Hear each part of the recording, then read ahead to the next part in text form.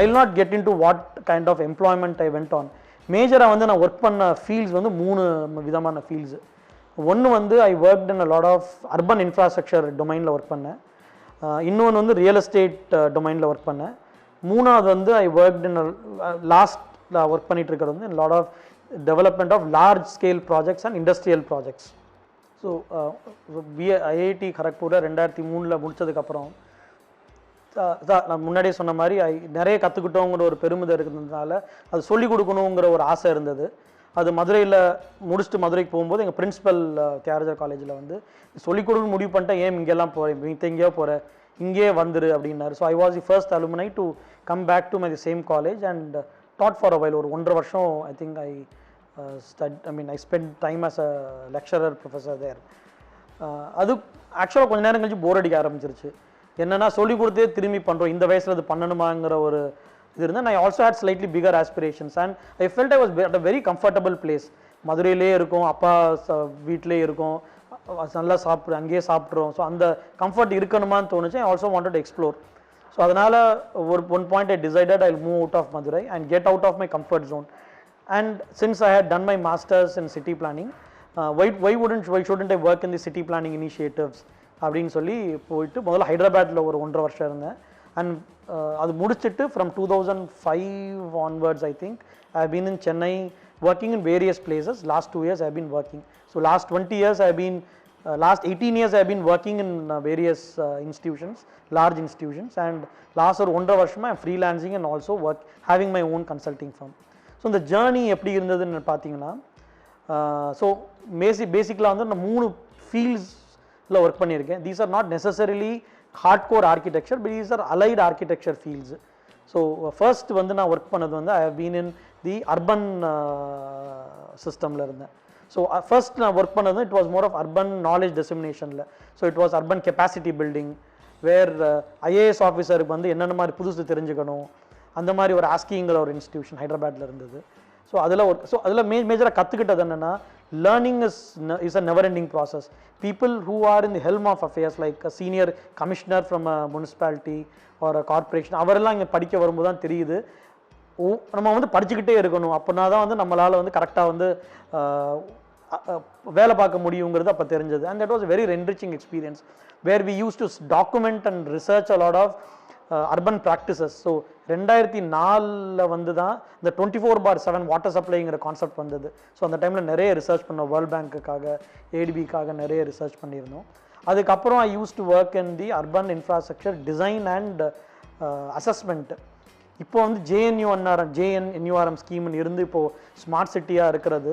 ஒரு காலத்தில் it was used to be called a city corporate plans இருந்தது.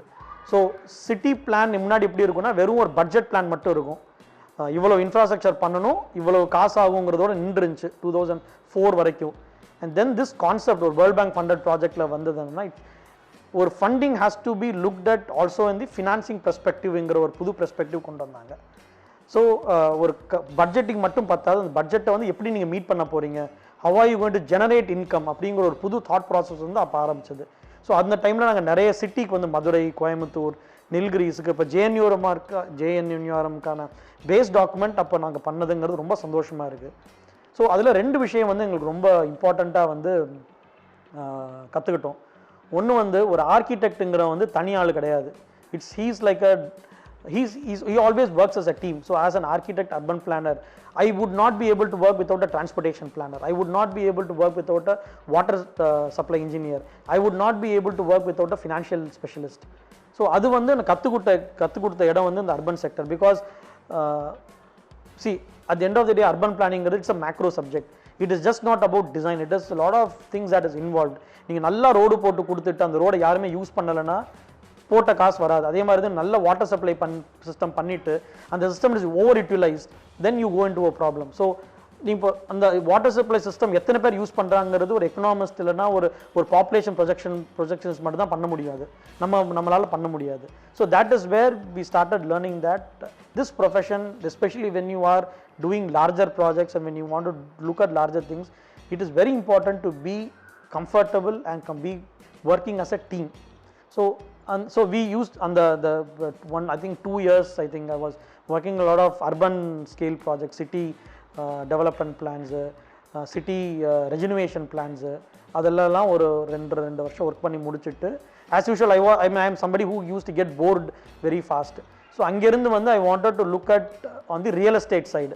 Real estate ஏன் போனேன்னா, ஒன்று வந்து இங்கே வேலை கிடச்சிது, அடுத்து வந்து இட் ஆல்சோ கிவ்ஸ் யூ என்ன சொல்கிறது, that actually determines how the market reacts இல்லையா. இப்போ நாங்கள் அர்பன் ஸ்கேல் ப்ராஜெக்ட் பண்ணும்போது சில இடத்துல வந்து இங்கே வரக்கூடாது அப்படின்வாங்க, சில இடத்துல இதுதான் இங்கே தான் வரணும்னு சொல்லுவாங்க. அது ஏண்டான்னு சொல்லி திங்க் பண்ணி பார்த்தீங்கன்னா, because of a strategic location or because of some factor which is driven by another entity. So அது என்னன்னு பார்த்தா, that was at real estate angle that given a lot of emphasis on the city planning side. So real estate side la used to work with a major real estate consulting firm. அங்கே வந்து கற்றுக்கிட்ட ஒரு விஷயம், ஒரு architecture ஸ்டூடெண்ட்டாக வந்து எனக்கு ரொம்ப ஹார்ட் ஹிட்டிங்காக இருந்தது வந்து, ஒரு ஆர்கிடெக்ட் வந்து ஒரு ஜென்ரலாக டிசைன் பண்ணும்போது he puts in a lot of ego. So I always see architect design plan or his alter ego which he gives to his client. So அந்த மாதிரி தான் நான் இருந்தேன். I also used to do a small consulting project. இப்படி தான் இருக்கணுங்கிற ஒரு மனநிலைமையோடு பண்ணுவோம். That might work for a small project. But when you have multiple stakeholders getting involved, for real estate project, say for example ஒரு mall ஒன்று கட்டுறீங்கன்னா, mall is just not about an architect design. It's not satisfying an architecture design for an end user. ஒரு மால்க்குள்ளே வரவங்க experience மட்டும் கிடையாது. It also involves satisfying the people who are putting their money. So ஒரு developer ஒருத்தர் இருப்பார், அவர் வந்து அவர் சொந்த காசை போட்டிருப்பார், அவர் பேங்க்லேருந்து கடன் வாங்கி போட்டிருப்பார், இல்லை கவர்மெண்ட்டு காசு வாங்கி போட்டிருப்பார். ஸோ அவரையும் நீங்கள் சாட்டிஸ்ஃபை பண்ணணும். அதே மாதிரி வந்து அந்த மாலில் வந்து கடைக்காரங்க வருவாங்க. there will be an anchor player, there will be small time players, there will be a food court. So அவங்க எல்லாருக்கும் வந்து that place has to be a place where they can earn their revenue. கம்ஃபர்டபுளாக, அவனுக்கு comfort வந்து earning revenue தான். அவனுக்கு கொஞ்சம் வேர்த்தா கூட பரவாயில்ல, பட் அவனுக்கு வந்து போட்ட காசை அவன் எடுக்கணும். அவன் கொட்டி கற்றுக் கொடுத்த இடம் வந்து real estate, the place where I work. So அங்கே என்ன மாதிரி இருக்குன்னா, we use to review the plans that were design by leading architects of Chennai. I wouldn't want to name, but I still remember ஈசிஆரில் வந்து ஒரு மால் வந்து அப்போ design ஆகிட்டு இருந்தது. அந்த மால் மார்க்கெட்டிங்காக it had come to our firm, and as consulting firm வந்து எங்களுக்கு வந்து they asked us to review that. So நாங்கள் வந்து கிரிட்டிக்கலாக ரெவ்யூ பண்ணிட்டு இருந்தோம், இந்த ஸ்பேஸ் பத்தாது அந்த மாதிரி ரெவ்யூ பண்ணிட்டு இருந்தோம். பட் ஒரு ரியல் எஸ்டேட் ஏஜென்ட் ஒருத்தர் இந்த மாலை விற்கக்கூடிய ஆள் வந்து பார்க்கும்போது, சார் என்ட்ரன்ஸை மாற்றுங்க சார் அப்படின்னாரு. சார் என்ட்ரன்ஸ் மாற்றினா மொத்த எலிவேஷன் போயிடும் சார், இந்த என்ட்ரன்ஸ் இருந்ததுன்னா உள்ளே யாரும் வரமாட்டாங்க sir, you will not even have that sense of entry. And his point was right. அதே மாதிரி வந்து ஒரு ஓரியன்டேஷனே மாற்றணும் சில இடத்துல. And so that is when and the architect who designed it was grateful enough to accommodate all these changes. That's when I started realizing architecture is just not about a unidimensional approach to a design. It is about a multi-dimensional approach where a lot of stakeholders are involved. உங்க approval agency, உங்க consultants. இப்போ and C அது கொஞ்ச நேரம் முன்னாடி ஒரு architect பேசும்போது சொன்னேன், பில்டிங் டிசைன் பண்ணுறது வந்து ஒரு எண்ட் யூசர் மட்டும் யூஸ் பண்ணுறது இல்லை. It is also to do with how much you save on the operations and maintenance. If by the virtue of your design the building gets on to spend a lot in AC or in water or whatever, on a long run அந்த building அதெல்லாம் sustain ஆக முடியாது. So என்ன ஆகும், ரெண்டல்ஸை கூட்டுவாங்க. Rentals கூட்டும்போது ஆளுங்க வரமாட்டாங்க, அந்த building becomes a cursed building. So it is a primary duty of an architect to ensure that all stakeholders involved in this construction field are satisfied and your design kinds of answers their questions. So ரெண்டு விஷயம் ஆசை சொல்கிற மாதிரி ரெண்டு விஷயம் அது புரிஞ்சது. ஒன்று, ஒரு பில்டிங்க்கு நிறைய ஸ்டேக் ஹோல்டர்ஸ் இருக்காங்கங்கிற விஷயம் புரிஞ்சது. செகண்ட் திங் வந்து your design has to be just not responsive to a user, has to be responsive and responsible to multiple ஸ்டேக் ஹோல்டர்ஸுங்கிற ஒரு தாட் ப்ராசஸ் வந்து இந்த ரியல் எஸ்டேட் கன்சல்டிங் கம்பெனியில் வேலை பார்க்கும்போது புரிஞ்சது. And we use to do a lot of valuations, best use options. இப்போது நிறைய இன்வெஸ்டர்ஸ் எப்படி வருவாங்கன்னா, அந்த இடத்துல எனக்கு வந்து லேண்ட் ஒரு 10 ஏக்கர் ஸ்ரீபெரும்புதூரில் இருக்குது சார், அங்கே வந்து என்ன மாதிரி டெவலப்மெண்ட் பண்ணலாம் அப்படிங்கிற ஒரு தாட் கொடுங்க அப்படின்வாங்க. So see that's the easiest thing you say, right? நீங்கள் ட்ரைவ் போகும்போது பார்ப்பீங்க, சார் இங்கே ஒரு மால் கட்டுங்க. But that's not how it works. அவங்களுக்கு வந்து ஒரு டெவலப்மெண்ட் பண்ணணும்னு நினைக்கிறாங்கன்னா அவங்களோட வேர்வையோட he is also putting is hard earn money. Say ஒரு மால் ஒன்று கட்டணும்னா ஒரு 50 கோடி 100 கோடி ஸ்பெண்ட் பண்ண போகிறாங்க. அந்த 100 கோடி ரூபா இங்கே போட்டாங்கன்னா காசு வருமா அவனுக்கு? இல்லை வேறு ஏதாவது ஒரு ப்ராடக்ட் மிக்ஸ் இருக்கலாமா? 2 மாடி மால் இருந்துட்டு மேலே ஆஃபீஸ் இருக்கலாமா? இல்லை அதோட சேர்ந்து ஒரு ஹோட்டல் இருக்கலாமா? இல்லை அதோட சேர்ந்து ஒரு ஃபுட் கோர்ட் இருக்கலாமா? ஸோ அந்த ப்ராடக்ட் மிக்ஸ் எல்லாம் வந்து எவ்வளோ தூரம் இம்பார்ட்டன்ட்ங்கிறது வந்து இந்த ரியல் எஸ்டேட் கன்சல்டிங் ஃபார்ம் படிக்கும்போது புரிஞ்சு. That is also what I want to talk to young architects. While you design these large scale projects, talk to people, just not the end user. You will have to talk to multiple stakeholders to understand their requirements and their aspirations for that. And each one's aspiration is actually different. ஒரு காசு போடுறவனுக்கு வந்து maximum return is what he expects. For a shopkeeper, maximum visibility, maximum comfort is what he would look at. For a consultant, for HPAC consultant, the ease of putting up his services is what he will look at. For a fire service engineer, வந்து எவ்வளவு தூரம் நீ மக்களை வெளியே evacuate பண்ணுவீங்க அதுலேருந்து பார்ப்பாரு. So an architect is hugely responsible to actually build up this complete team and make sure he is responsive enough to give them a design which kind of satisfies.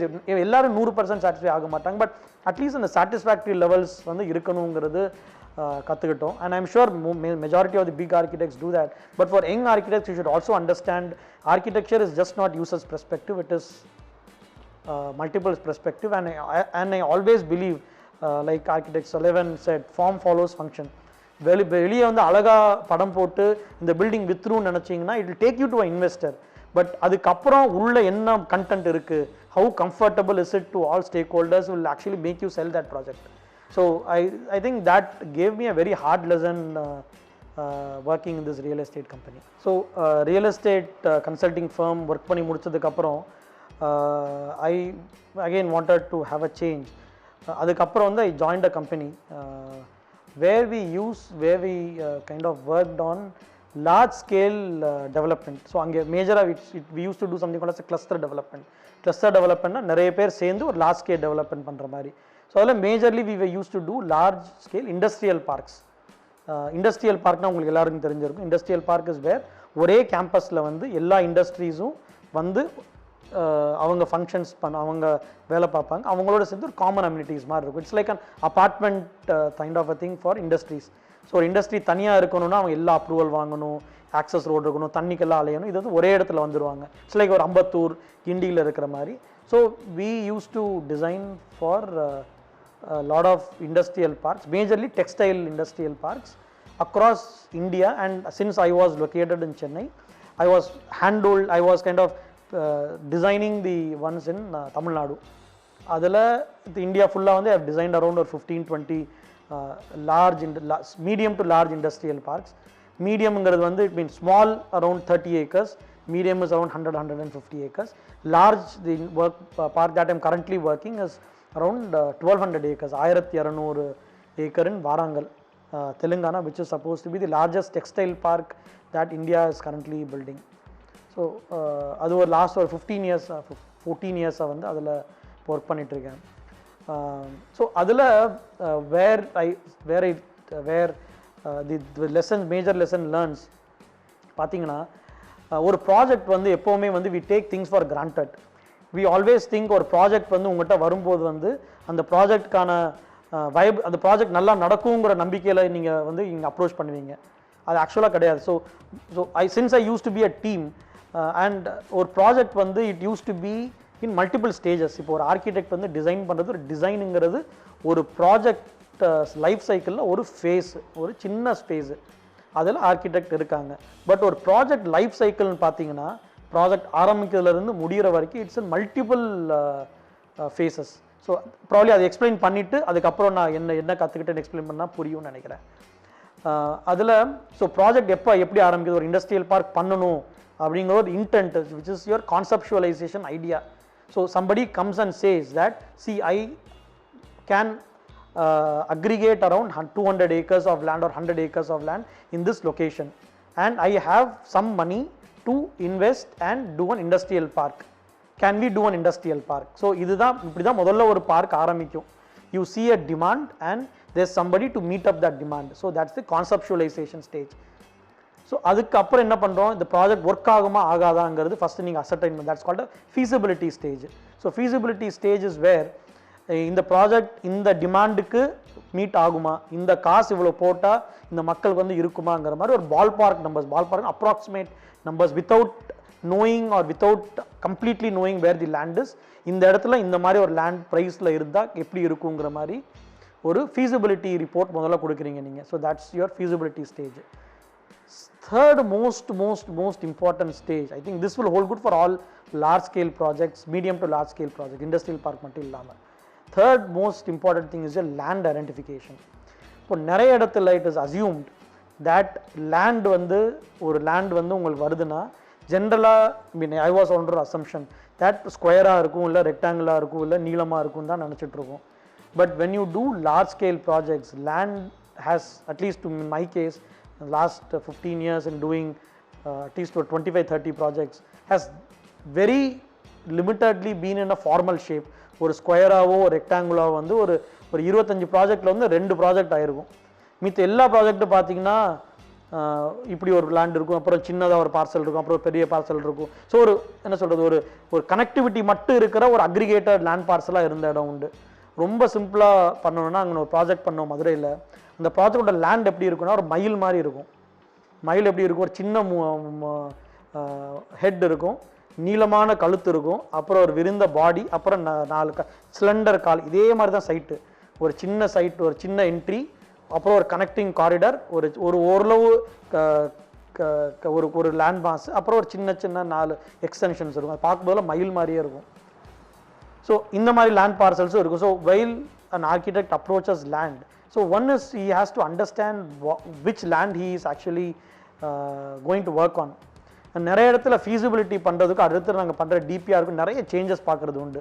ஏன்னா feasibilityல you always think positively, இந்த land உங்களுக்கு வந்துடும், இத்தனை நாளுக்குள்ளே வந்துடும், இந்த land எப்போவுமே இந்த ஷேப்பில் தான் இருக்கும், நீங்கள் நினச்சோன்னே எல்லோரும் காசு போட்டுருவாங்க, நீங்கள் நினச்சோன்னே இந்த மார்க்கெட் வந்து டிமாண்டை எடுத்துக்கும் அப்படிங்கிற ஒரு பாசிட்டிவ் இதில் you kind of do most of the feasibility report is done that way. But when you actually look at the land, you will find, at least in my experience, you find a lot of problems in land. Generally ஒரு 50 acre 100 acre மேலே போகும்போது at least ஒரு 10-15 வகையான different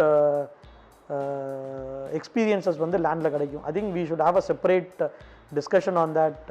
I just give you one example. இப்போது ஒரு land இருக்கும், கரெக்டாக ஒரு என்ட்ரி வந்து ஒரு இடத்துல இருக்கும், பின்னாடி ஒரு புறம்போக்கு இருக்கும்.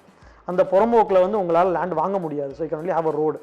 ஸோ அந்த ரோடு வந்து பெர்மிஷன் நீங்கள் வாங்க வேண்டியது இருக்கும். அதனால் அந்த ரோடு என்ட்ரி இல்லை ஆகாமல் இருக்கும். ஒரு இடத்துல வந்து லேண்ட் எல்லாம் நம்ம பேரில் தான் இருக்குன்னு நினச்சிட்டு இருந்தோம். பார்த்தா ஒரு land which connects 2 bit of land was ட்ரஸ்ட்டோட லேண்டாக இருந்தது. அந்த லேண்டு feasibility பண்ணும்போது அந்த லேண்ட் வந்து ட்ரஸ்ட் பரிவர்த்தனைன்னு சொல்லுவாங்க. இந்த லேண்டு கொடுத்து இன்னொரு லேண்ட் வாங்கிக்கலாங்கிற ஒரு நம்பிக்கையில் போனோம். அப்படி தான் மாஸ்டர் பிளானும் பண்ணோம். அப்புறம் பார்த்தா அந்த லேண்ட் மாற்றம் பரிவர்த்தனை பண்ண முடியாது, ட்ரஸ்ட் வந்து பெர்மிஷன் கொடுக்கல. சில இடத்துல எப்படி இருக்குன்னா லேண்ட் இருக்கும், தண்ணி போகிறதுக்கான எந்த ஒரு வழித்தடமும் இருந்திருக்காது. நாங்கள் எஃப்எம்பியை வந்து தப்பாக ரீட் பண்ணியிருப்போம். சரி நல்லா தானே இருக்குன்னு சொல்லி பிளாட் போட்டிருப்போம். அப்புறம் வந்து நாங்கள் அப்ரூவலுக்கு டிடிசிபி அப்ரூவலுக்கோ சிஎம்டி அப்ரூவல் போகும்போது தான் தெரியும் அந்த இடம் வந்து ஒரு தண்ணி போகிறதுக்கான ஓடையாக இருக்கும். அங்கே வந்து 50 வருஷமாக தண்ணியே போகாமல், பட் எஃப்எம்பி பண்ண காலத்தில் வந்து ஒரு லைன் போட்டிருப்பான், தண்ணி பாதைன்னு எழுதியிருப்பான். So which means you can't construct anything there. So இந்த மாதிரி நிறைய இஷ்யூஸ் இருக்குது. ஸோ ஆர்கிடெக்டாக what is important is to make a inform decision about your site. So ஒரு ஆர்கிடெக்டாக என்ன முதல்ல பண்ணணும்னா spend a quality time assessing your site. நிறைய இடத்துல வந்து நம்ம ஜென்ரலாக அந்த கூகுள் மேப்ஸ் ஒன்று வந்ததுக்கப்புறம் இங்கேருந்தே நம்ம டெல்லியில் இருக்கிற சைட்டை பார்த்து முடிச்சிடும், இங்கேருந்தே கொட்டாம்பட்டியில் இருக்கிற சைட்டை பார்த்து முடிச்சிடும். But I think that's a wrong thing. What we should ideally do is to go there, visit the site, walk across the site to understand what kind of profile it has. Make sure you do your topo survey, do your geotech survey, do your FMB assessment. FMB is feedback book. FMB assessment அதெல்லாம் பண்ணாதான் you will be able to do justice while you do a master planning there. நிறைய examples நாங்கள் நிறைய தப்பாக பண்ண examples நிறைய இருக்கும். Site போனோம், நின்று அந்த எண்டை பார்த்தோம், ஒரு கிராஜுவல் ஸ்டீப் இருந்தது. We thought it was gradual. ஒரு 3-4 மீட்டர் வந்து அக்ராஸ் ஒரு 500 meters இருக்குன்னு நினச்சிட்டு we started designing. But while we did a topo survey we realise that the steepness was around 15 meters. So ஒரு எண்ட்லேருந்து அடுத்த எண்டுக்கு the level difference was 15 meter, 45-50 அடி. which we never expected. So இதில் என்ன ஆகும்னா நீ மாஸ்டர் பிளான் பண்ணதுங்கிறது வெறும் ரோடு மட்டும் கிடையாது. ரோட்டுக்கு நடுவில் வந்து அடுத்து வந்து ஒரு வாய்க்கா போடணும், நீங்கள் ஸ்டாம் வாட்டர் ட்ரைன் போடணும். 3 மீட்டர் ஸ்லோப்புக்கும் 15 மீட்டரில் இருக்கிற கிரேடியன்ட் ஸ்லோப்புக்கு வந்து your water flow completely differs. So your design again completely differs. So you need to completely relook on your master plan. So I would, நான் நிறைய இடத்துல சொல்கிறது தான், நீங்கள் master planning or the large area development பண்ணுறதுங்கிறது வந்து architect is only the director of the மூவிங்கிற மாதிரி தான். டிரெக்டர் எவ்வளோ பொறுப்பாக இருக்கணுமோ அந்த அளவுக்கு பொறுப்பாக இருக்கு. He is the one who decides on what is the look and feel, how it should be, what is the budget, அதெல்லாம் முடிவு பண்ணுறது வந்து ஒரு ஆர்கிடெக்டாக இருக்கலாம். But without a good cinematographer, without a good art director, without a good choreographer, எப்படி ஒரு படம் நல்லா அமையாதோ அதே மாதிரி தான் ஒரு ஆர்கிடெக்டுக்கான டீம் வந்து has to be very strong, especially when you do a large project. Like an architect should have a nice urban planner to understand your urban planning rules, your master planning exercises எல்லாமே. You need to have a nice water supply consultant to understand your gradients. You need to understand, need to have a good civil engineer to understand what kind of gradient you could have in your sites. And you need to have a nice environmental engineer to understand நீங்கள் இப்போ sewage வரது எப்படி treat பண்ணலாம், எங்கே treat பண்ணலாம், where do you position your sewage treatment plant, where do you position your effluent treatment plant, treat பண்ணிட்டு தண்ணி என்ன விடணும் நீங்கள். So it's a whole lot of things that you do, and you need to, most importantly, you need to have a financial specialist to understand இவ்வளோ காசு போட்டால் இந்த project வந்து இந்த ரிட்டர்ன்ஸ் வருமா. So architect is, I would say, he's still a director of the ship. அவர் இல்லாமல் decisions won't be taken, but you need to be working as a big team to make sure the project is good. So இது ஒரு பெரிய படிப்பினை வந்து எங்களுக்கு last ஒரு 15 இயர்ஸாக வந்து லார்ஜ் இண்டஸ்ட்ரியல் ஸ்கேல் ப்ராஜெக்ட்ஸ் பண்ணும்போது எங்களுக்கு கொடுத்துருக்கு. ஸோ நம்ம அந்த ப்ராஜெக்ட் லைஃப் சைக்கிள் பற்றி நம்ம பேசிகிட்டு இருக்கோம். we saw about how a feasibility project conceptualisation எப்படி இருக்குது, feasibility எப்படி இருக்குன்னு பார்த்தோம். அப்புறம் லேண்டுங்கிற ஒரு முக்கியமான கான்டெக்ஸ்ட்டை பார்த்தோம். அடுத்த ரொம்ப ரொம்ப ரொம்ப ரொம்ப முக்கியமானது, at least for large scale project, is your detail project report அப்படின்னு சொல்லுவாங்க. It's called DPR in short. So டிபிஆர்னா என்னென்னா, it kind of gives you a complete analysis of how this project can be taken up. I'll give you an example. நாங்கள் வந்து ஸ்ரீபெரும்புதூரில் வந்து ஒரு ஏரோஸ்பேஸ்க்காக ஒரு tower பண்ணோம், ஒரு 16 மாதிரி கட்டடம் பண்ணோம். ஸோ அதில் வந்து எங்களோட ஜாப் என்னென்னா, இந்த ஏரோஸ்பேஸ் டவர் கட்டலாமா வேணாமா, that's the first question we need to answer. அப்படி கட்டுறதா இருந்தால் who are the target audience, how is the market big, is the market big enough to hold a aerospace tower. அப்படி கட்டணும் முடிவு பண்ணிட்டா what should be the design, அந்த டிசைனில் வந்து என்னென்ன காம்பனன்ட்ஸ் இருக்கணும். இப்போ ஒரு aerospace டவர்னா you need to have a large server space, you need to have an uptime of 99.99% on that server space, you need to have a visualization room, you need to have an AV room, you need to have a simulation rooms இருக்கணும், you need to have large super computers. So அதுக்கெல்லாம் என்ன மாதிரி requirements இருக்கணும். அதுக்கப்புறம் இதெல்லாம் பண்ணுறதுக்கு என்ன cost ஆகும். இதெல்லாம் காஸ்ட் ஆயிடுச்சுன்னா நீங்கள் எவ்வளோ ரெண்டல் கொடுத்தா இதுக்கு வந்து மக்கள் வருவாங்க. Is that rental affordable for that location, and how do you do an operations management to that, what is your risk assessment to that. இது எல்லாமே சொல்கிறது தான் is your detail project report. That's how generally நிறைய big firms do that detail project report. அதில் architect is also a major component in it. I am reemphasising, he is also a major component.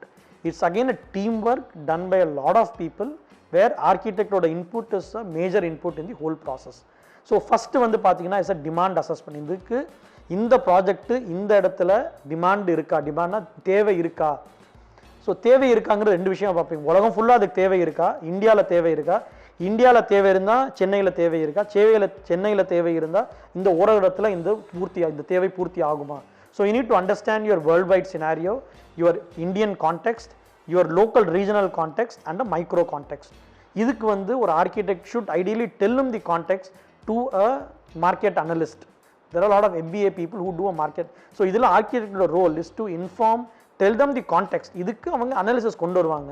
அதை படித்து புரிஞ்சுக்கிறதுக்கான புரிதல் இருந்தால் தான் உங்களால் அந்த பில்டிங்கை டிசைன் பண்ண முடியும். ஒரு மார்க்கெட் அனலிஸ்ட் வந்து டிசைன் பண்ணிட்டு என்ன சொல்லுவார், இந்த இடத்துல வந்து இந்த அளவுக்கு சூப்பர் கம்ப்யூட்டர்ஸ் இருக்கணும், இந்த அளவுக்கு வந்து ஒரு விஷுவலைசேஷன் ரூம், நான் சொல்கிறது இந்த ஏரோஸ்பேஸ் டவர்ஸ்க்காக ஒரு சிமுலேஷன் ரூம் இருக்கணும், எம்எஸ்எம்இக்காக இந்த மாதிரி ஸ்பேஸ் இருக்கணும், ஒரு சாஃப்ட்வேர் கம்பெனிக்காக இவ்வளோ மாதிரி ஸ்பேஸ் இருக்கணும்னு சொல்லி உங்களுக்கு கொடுத்துருவார். இப்போது இது வந்து வெறும் டேட்டா. இதை வந்து பிரிக் அண்ட் மார்ட்டராக டிசைனாக பண்ணுறது வந்து ஒரு ஆர்கிடெக்ட்ஸ் டீம். ஸோ இது தனியால் பண்ண முடியும். இப்போ சூப்பர் கம்ப்யூட்டர் பண்ணணும்னா அது என்ன மாதிரி, என்ன ஹைட் இருக்கணும், how does the cable run, what should be the air conditioning requirement to that, what should be the power backup to that, current எப்படி இருக்கணும், whether it should be AC current DC current இருக்கணுமா, அப்படி இருந்ததுன்னா what should be the uptime, like super கம்ப்யூட்டரோ பேக்கப்போ 0.0001 second கூட off ஆகக்கூடாது. So இது will have multiple power backups. So இதெல்லாம் புரிஞ்சுக்கிறதுக்கு you need to get information from your team and make spatial requirements for that.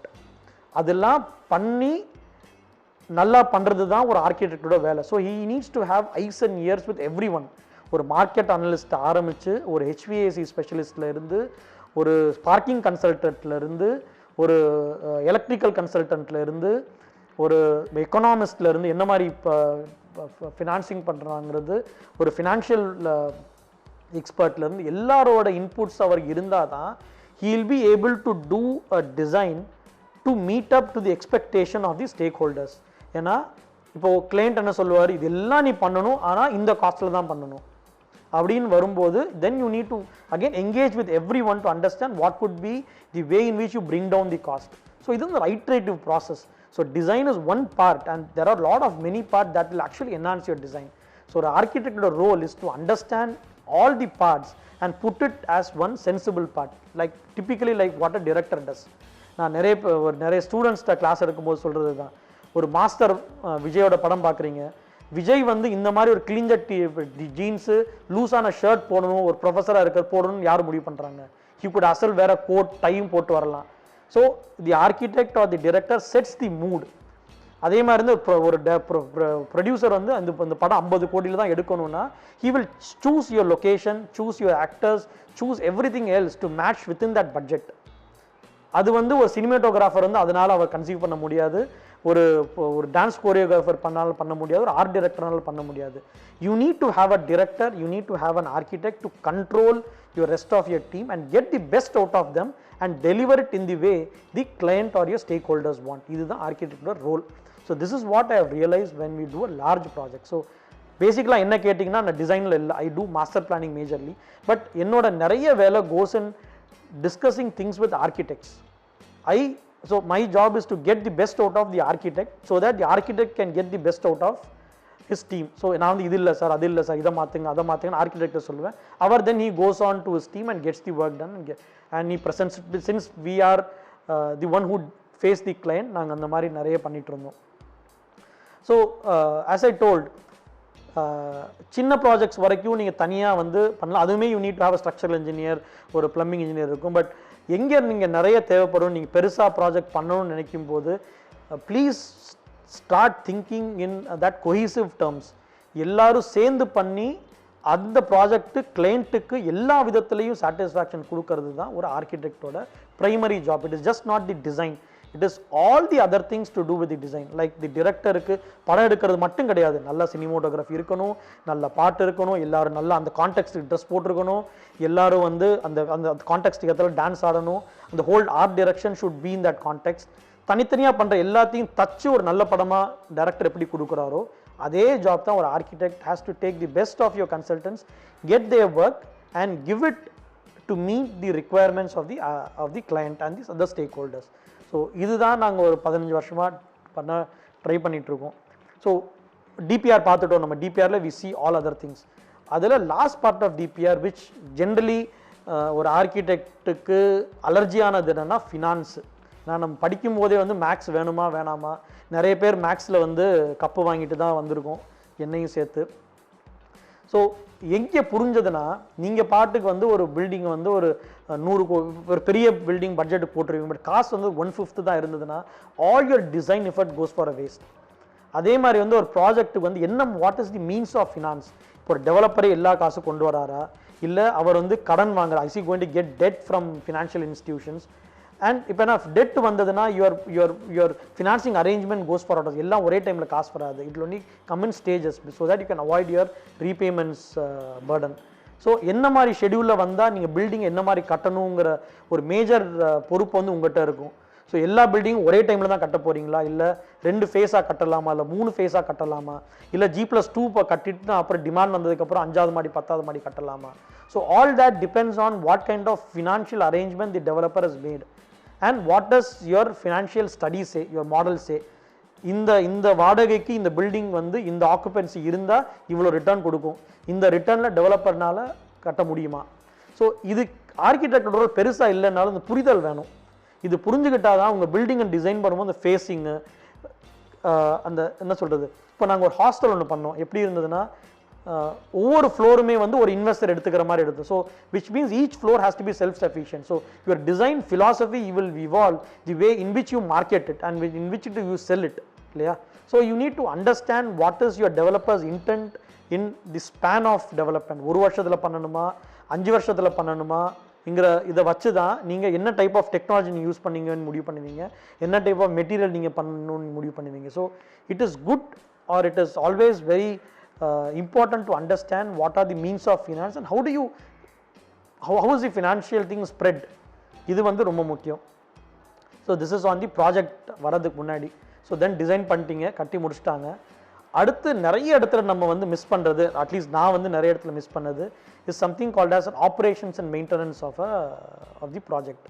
So operation மெயின்டெனன்ஸ்னால் என்னென்னா, ஒரு ப்ராஜெக்ட் கட்டி முடிச்சதுக்கப்புறம் அந்த ப்ராஜெக்ட் வந்து அந்த இன்டென்ட்டுக்கு வந்து நடக்கணும்னா you need to do lot of things. இப்போ ஒரு மால் ஒன்று கட்டியிருக்கீங்க, மாலுக்கு வந்து என்னென்ன வேணும், you need to have security, you need to have a air conditioning system running, you need to have an electrical system with all lighting arrangements, you need to have escalators running. இதெல்லாம் running cost will actually determine whether the project வந்து எவ்வளோ ஸ்மூத்தாக போகுதுங்கிறது பொறுத்து இருக்குது. So இதில் architect role என்னென்னா இன் choosing தி technology. இப்போ for example ஒரு மால் பண்ணுறீங்க, இதில் மல்டிபிள் என்ட்ரி அண்ட் எக்ஸிட்ஸ் என்ன ஆகும், you will have two security guards in all multiple places. So which means ஒரு security guard சம்பளம் 12,000 எடுத்துக்கிட்டிங்கன்னா கூட 4 பேர் பண்ணுற இடத்த வந்து 10 பேர் பண்ணுற மாதிரி இருக்கும். ப்ராப்ளி நீட் இல்லாமல் இருக்கலாம், இப்போ நீட் இருந்தால் உண்டு. இப்போ HVAC பண்ணும்போது சில இடத்துல வந்து I have seen projects where the cost of air conditioning is almost 50% of your O&M cost. What if there are some savings there? What if we can take some conscious decisions in saving the running of the project? So இதெல்லாம் எதுக்குன்னா, see, the client is coming to you just not for a beautiful design, he is coming to you for a functional design also, which means நான் வந்து காசு போட்டிருக்கேன், இன்னும் நான் ஜாஸ்தி காசு போட்டுகிட்டே இருக்குன்னா ஏன் உன்கிட்ட வரணும். You should ensure, the architect should ensure that his operation maintenance cost also is consumed when you design. நீங்கள் டிசைன் பண்ணும்போது அதெல்லாம் நீங்கள் பார்த்து பண்ணீங்கன்னா lot of things you might not overlook. Otherwise நம்ம இப்போ டிசைன் பண்ணுறதுல we tend to overlook that. And we only tend to look at the look and feel. I don't say எல்லாரும் பண்ணுறதுன்னு சொல்ல வரல, நிறைய பேர் வந்து லுக் அண்ட் ஃபீலில் இம்பார்ட்டன்ஸ் கொடுக்குற அளவுக்கு அந்த சர்வீசஸ்க்கும் அந்த மித்ததுக்கு வந்து நம்ம கொடுத்தோம்னா I'm sure we will also consider this operations and maintenance framework, management framework, which is where the developer actually makes his money இல்லையா. ஏன்னா டெவலப்பர் ஒரு லீஸ் கொடுத்ததுக்கப்புறம் அதை வந்து நடத்தணும், அவர் 10 வருஷம் 15 வருஷம் 20 வருஷம் நடத்தணும். அது வந்து ரொம்ப எக்ஸ்பென்சிவாக இருந்ததுன்னா உள்ளே இருக்கிற வந்து இவ்வளோ எக்ஸ்பென்சிவாக இருக்குது சார், நாங்கள் பண்ண முடியாதுன்னு போயிடுவார் அவர். So that is also a responsibility of architect to ensure that the project is also successful on long run. So இது வந்து ஆன் தி ப்ராஜெக்ட் பார்ட். அடுத்த part where which we have learnt is on the project management வந்து risk assessment part. So risk assessment எப்படின்னா, இப்போ நம்ம பெரிய project பண்ணும்போது we don't generally project duration is 1 year 2 year to a 3-4 year duration. இந்த 4 வருஷத்தில் என்ன வேணால் ஆகலாம் ப்ராஜெக்ட்டுக்கு. இப்போ நம்ம பேண்டமிக் எதிர்பார்க்கவே இல்லை, 2 வருஷமாக பேண்டமிக் வந்து the way we look at the project கம்ப்ளீட்டாக மாறிடுச்சு. நாங்கள் I give you one example. நாங்கள் வந்து ஒரு டெக்ஸ்டைல் பார்க் வந்து ஒரு இடத்துல பண்ணோம், I wouldn't want to name it. ஒரு textile park generally we do it in 3 year time duration. Land வாங்கினதுலேருந்து ஒரு 2 வருஷத்துக்குள்ளே we complete the project. 100 crore investment we complete in 2.5 years, maximum 3.5 years. இந்த ஒரு ப்ராஜெக்ட் நாங்கள் பண்ண ப்ராஜெக்ட்டு 2004 ஆரம்பித்தோம், which was my second job இன் சென்னை. இந்நாள் வரைக்கும் இந்த ப்ராஜெக்ட் கண்டினியூ ஆகிட்டு இருக்கு. அண்ட் ஒரு ப்ராஜெக்ட்டுக்கு எப்படி ப்ராப்ளம்ஸ் வரலாங்கிறது வந்து நாங்கள் அந்த ப்ராஜெக்ட்லேருந்து கற்றுக்கிட்டோம். ஸோ ப்ராஜெக்ட் ஆரம்பித்தோன்னே இன்வெஸ்டர்ஸ் காசு கிடையாது, வி ஸ்லோ டவுன். இன்வெஸ்டர்ஸ் காசு வந்ததுக்கப்புறம் அப்ரூவல் டிலே ஆச்சு, வி ஸ்லோ டவுன். அப்ரூவல் வந்ததுக்கப்புறம் பார்த்தீங்கன்னா இக்கானமி தி அப்பிட்டட் டிமாண்ட் வந்து கம்மியாச்சு, ப்ராஜெக்ட் வாஸ் ஸ்லோடு. இக்கானமி நல்லா இருந்து காசு இருக்கும்போது பார்த்தீங்கன்னா தேர் ஆர் லோக்கல் இஷ்யூஸ், மக்கள் வந்து கட்ட விடலை. அந்த மாதிரி ஒரு ப்ராஜெக்ட்டு என்னென்ன மாதிரி வகையான ப்ராப்ளம்ஸ் வருமோ அது அத்தனையும் வந்து we have seen in a few projects.